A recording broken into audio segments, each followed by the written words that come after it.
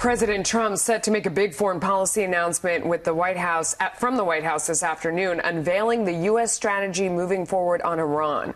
All signs point to the president declining to recertify that landmark nuclear deal. Here he is talking to Sean Hannity. It's a very bad deal. I'm not saying anything different tonight that I have been saying for 2 years. Yeah.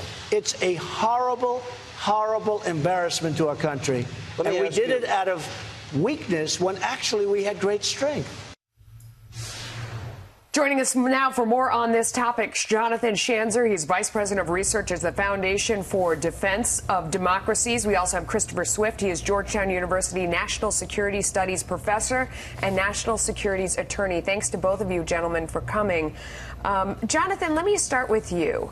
Do you think it's a good idea to not recertify? What happens next?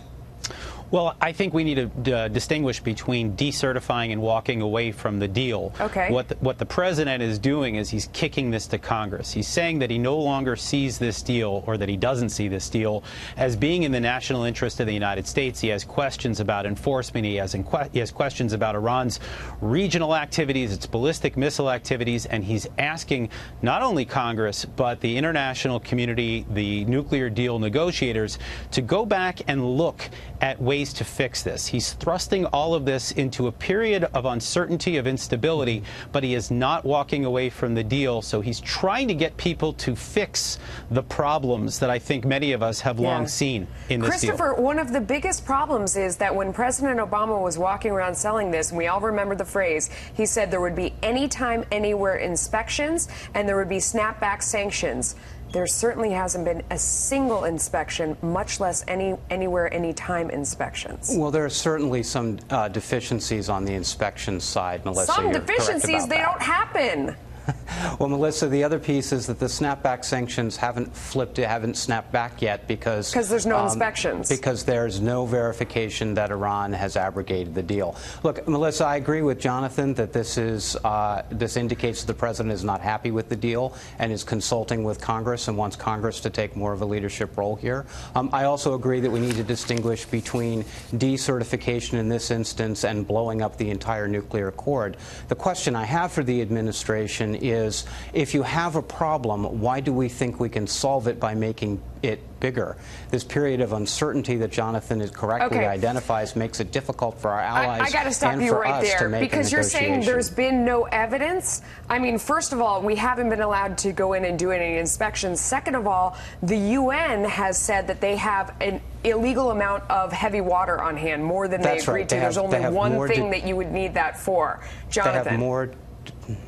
Look, we have seen multiple problems, and I think that the nuclear problems may actually just be a small part of it. And I think what we're going to see from the president today, as I understand it, is a broader strategy in looking at Iran's behavior across the region, looking at the way they've deployed the IRGC, the Revolutionary Guards, looking at the way they're using proxies across the region, of course, looking at the ballistic missile capabilities and the tests. All of these things are cause for significant concern, and this is really what is prompting the president to say that he doesn't see this deal as being in the national interest, that we've provided Iran with more than $100 billion, and look at what they're doing with it.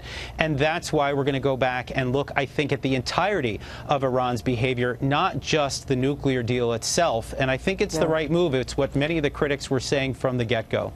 Christopher, it's ridiculous for you to say that there has been no verification that they violated the deal. There's also no verification that they've gone along with the deal, because we're not allowed to go in and look at anything.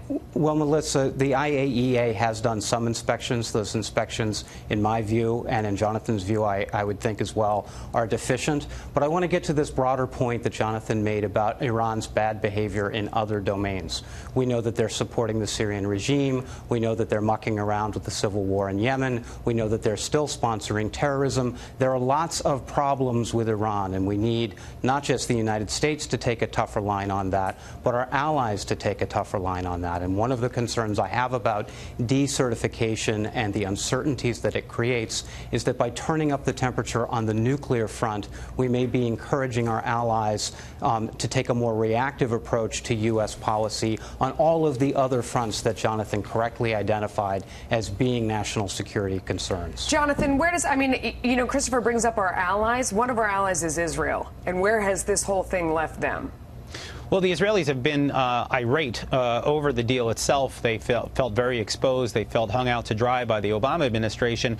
I think they're pleased to see this half measure. I think you actually even see people in Israel who are saying, don't destroy the deal, fix the deal. And actually even Benjamin Netanyahu, the prime minister of Israel, said, fix it, you know, not nix it, right? At a certain point, you might have to nix the deal, but he wants to fix the deal. This is what the president is now asking everyone to do. And I think you have the Israelis, the Arab countries as well are all very pleased with this. It's the Europeans who are nervous because they've invested so much in the deal itself, and they've invested a lot in Iran financially, as well as the Russians and the Chinese. They're using That's it as correct. a market where they can sell their products, and they don't want to lose that come what may in the future. Gentlemen, thanks to both of you. It's a tough problem. Not sure we solved it, but thank you.